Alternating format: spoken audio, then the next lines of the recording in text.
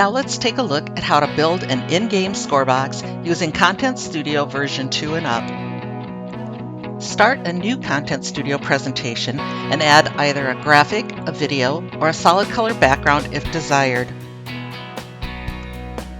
From the Dynamic Data Library, select the drop-down and click on Basketball Data Studio NGSS to populate the folders containing the selectable data. Let's take a look at each of these folders.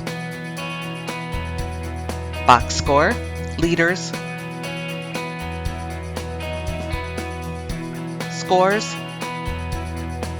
standings, and stats selection.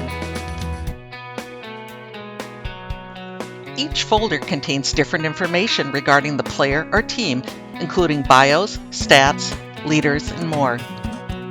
We'll start building our score box by inserting a text box from the Home tab, entering in-game box score, formatting the text, and then applying an outline around the text box. You can add an outline by going to the Format tab and selecting the outline option along with the pixel width and color you desire.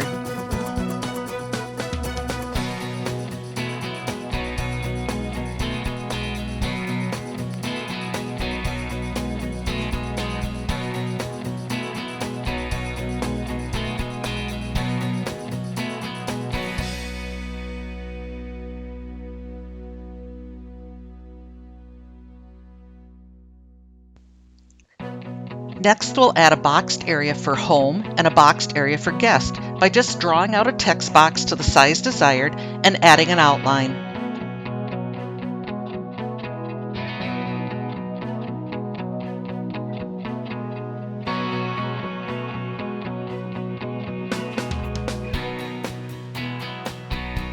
Stack the two boxes so they line up. Using the copy-paste function makes it easy to ensure they are the same size. At this point, you may find it helpful to go down to the timeline, scroll down to the two text boxes, and click on the padlock icon to lock the text box outline in place.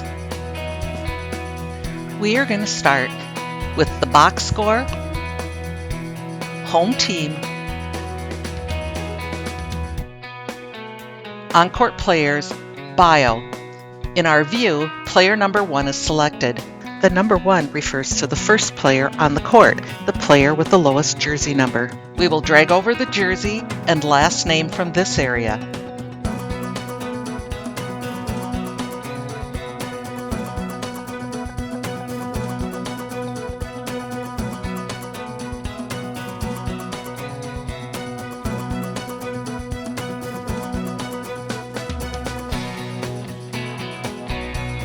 We have the option of creating just one player's line of stats and then copying that player over 4 more times. If we select this method, then it may be helpful to add some X's behind the player's name to allow space for a longer named player. The X's are added by selecting the Data Tools tab in the ribbon. Here's the tip.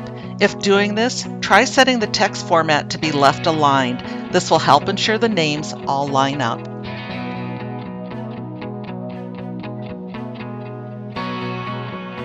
Next, we'll add the names of the stats we'll be adding to the columns. For this demonstration, we are adding fouls, points, rebounds, assists, and minutes.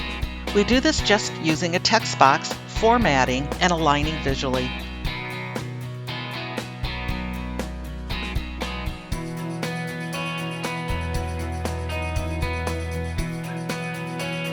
Now that we have our columns in place and a layout for the names, we can start adding the stats.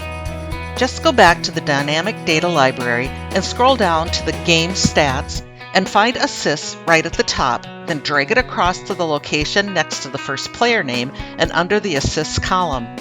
Continue until you have all the stats for player 1 entered.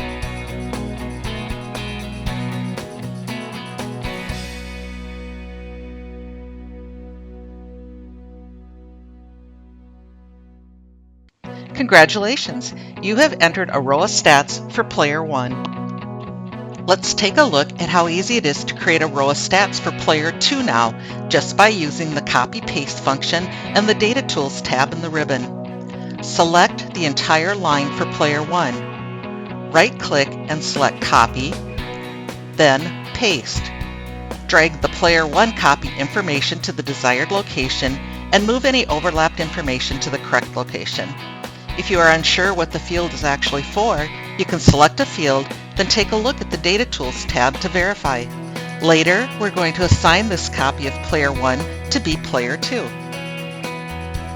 Here's another way to add a player if you want to see the actual player name on the layout. We currently have info for Players 1 and 2. Scroll back up to the on-court players and change the number to 3 for the third player. Now just drag the jersey number and the name over.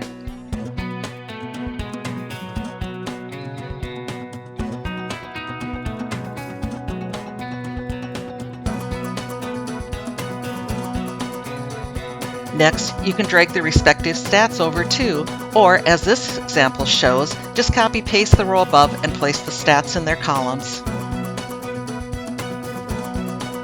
Because I've just added Player 3, I want to make sure to go to the Data Tools tab, select my scores, and change the on-court players number to 3. This is also a good time to check the other fields and make sure they are assigned to the correct player.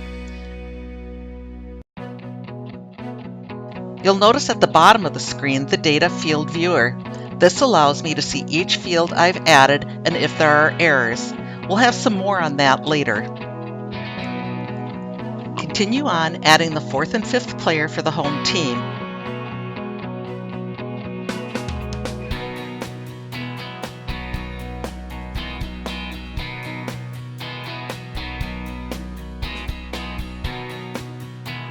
Adjust columns as needed using the alignment tools and verify you've selected the correct player for each stat.